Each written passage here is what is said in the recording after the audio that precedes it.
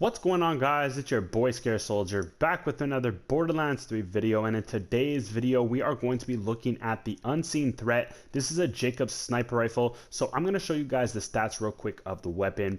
And the weapon has some pretty decent stats. It has 22,000 damage and 94% accuracy, which is a very nice combo. Also, it has a little mag size, but it's actually not too bad because it doesn't consume 2 ammo per shot at least, and the reload time is not too shabby. So the thing with this gun is that critical hits ricochet 3 bullets at nearby enemies, and also this thing, when you hit a critical hit, has homing rockets, which are really cool. So for ultimate damage, I would say what you want to do is get a group of enemies together, and of course those ricochets are going to help you deal multiple damage to multiple enemies. Now, with that being said, guys, we are not going to be using this gun on Zane. We're actually going to go and use this on Flak, but I want to show you where you guys can farm it real quick. So where we are right now is on Curse Haven, and this is a DLC 2 gun, by the way, guys. So if you guys do not have the DLC number 2, you won't be able to get this weapon. So you have to come over to Curse Haven, and once you're over at Curse Haven, you're going to want to come to the Olmsted Square, where you're going to be fighting Amish. He's going to be located right here. Now, I might have messed up his name, so y'all can correct me in the comment section, but whatever, guys. I'm going to show you where he's at, and that's pretty much that, so I'll meet you over there. So here we are, guys, and we're going to be battling Amish. He's going to spawn in right here, and I think it's Amish, or however you say his name. Y'all can roast me in the comment section. I'm cool with that. Maybe I'll get a couple laughs out of what you guys got to say about how I pronounce this guy's name, but whatever. Who comes up with these names anyways? So we're going to go ahead and see if he's going to drop us the unseen threat. And once we get it, or hopefully we do get it on this run, we're going to go ahead and show you guys some gameplay. If we don't get it, that's all good. You guys get the point. But I just want to make sure that you guys know who to kill to get the weapon. And we're going to be taking over the weapon with our boy Fl4k. So let's go ahead and do that right now. Alright, guys, so we got the weapon on Fl4k, and we're just going to warm up. You know how we do. We're going to try some trash mobs real quick just to see how the weapon performs. Alright, so far one-shotting some normal enemies. Keep in mind we have some easy modifiers with that event, so all our modifiers on my Him10 are easy, which is good for us as well. Ooh, I know y'all like those quick scopes. Alright, we got some more enemies over here. What I like with this weapon, like many Jakobs snipers, is that if you hit a critical hit with this weapon and there's nearby enemies, those ricochets will also take those enemies out. So it's really cool. So here we got Grave Ward for you guys, and we're going to see if this thing could one-shot him. So we're going to let our last shot of fadeaway. The last shot of fadeaway, by the way, guys, is the strongest shot out of fadeaway. That's why I wanted to see if we can one-shot him, and we couldn't. We got him down to almost half. I think the monocle did actually better than this. Alright, let's try the Agonizer, see if we can one-shot him. Alright, we got the one-shot on his critical point. Not too bad. Alright, now we got the takedown. Let's do some sniping, guys. What I like to do brings me back to my quick scoping days. Alright, so let's go ahead and do some more of that. Oof, that's tough. I'm liking that.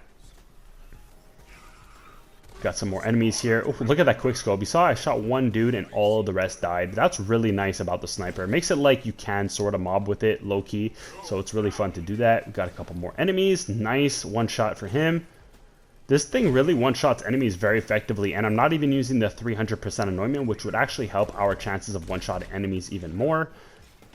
Ooh, you guys saw those homing rockets do some damage? That's one of the specialties of the weapon.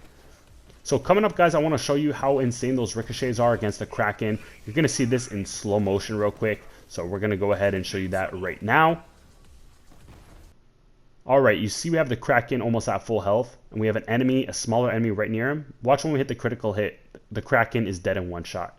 So that's pretty impressive nonetheless, guys, that this gun can actually do that kind of stuff. So it's really nice. We're going to go ahead and actually maybe take this on Wotan. But first we'll go to the bridge. We got a couple of highlights of the Valkyries as well. Now, the Valkyries are a little tricky. I don't know perfectly where their critical hit seems to be. Obviously, their head counts as a critical hit, but sometimes if you shoot them in the center, you can get a critical hit as well. And what we want to do to maximize this gun is get critical hits, because when we actually get a critical hit, man, this gun hits extremely hard. Like you saw right there, boom, we basically one-shotted him right there. And you see we're trying to find that critical spot right here. And there we go, we finally got him. So we're going to take this over now at the bridge, now that this part's all said and done. So the bridge has a ton of enemies and we have a sniper, so hopefully the ricochets will help us deal with a good amount of enemies at once, because if we were to kill one enemy at a time, that wouldn't be the best situation. So hopefully we can get to group up enemies together. Ooh, look at those one-shots. I like to see that. It's so satisfying. Don't you guys love when you get those one-shots? Most satisfying thing in Borderlands, in my opinion. Wow, look at that. Alright, so this thing can clearly do some damage versus normal enemies. Bosses, I didn't have as much luck with so far. Maybe you guys have a better setting than me, but I couldn't get one-shots on bosses for whatever reason. Oh my god, look at these snipes, guys. Oh my god, am I disgusting with the sniper. Yo, smash that like button for your boy for hitting those quick scopes, man. I know y'all love to see your boy quick scoping. Look at that. Ah! Yo, this gun's crazy. Now, what I have to say though, because we did use the monocle on the channel, I would say that the monocle is stronger than this weapon, and here's why. So the monocle, when you zoom in, or at least ADS anyways, you're getting 350% bonus critical damage, and the unseen threat doesn't even give you that whatsoever. So that 350% extra critical hit damage is absolutely insane on the monocle. I can actually one-shot bosses pretty much with the monocle as well, or at least do more damage than I did with the unseen threat. Now, the unseen threat is a good weapon overall. Now, personally, I don't know if I was doing something wrong, but again, I didn't find, like you guys see right now, that I was doing that much damage to Wotan. I felt like I was shooting marshmallows at him.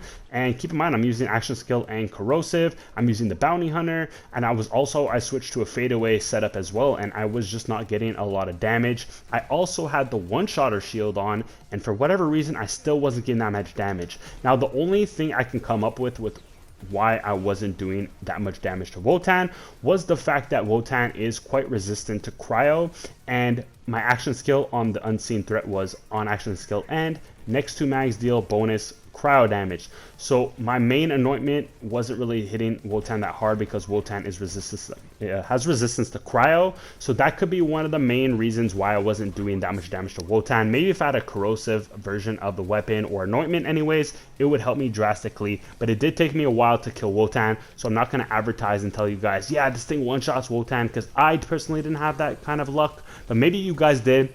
Maybe there's some better players than me out there, but I hope you guys enjoyed the video and the gameplay. We're just going to be shooting up Wotan's legs for the most part, but overall, I find the unseen threat is a fantastic weapon overall in general. It does a lot of damage against normal enemies, which is something really cool. It gives you a bit of variety as well. Me personally, I like the monocle a little bit better. I find that gun hits harder because of the specialty of it, giving you 350% extra critical hit damage when you aim down sights.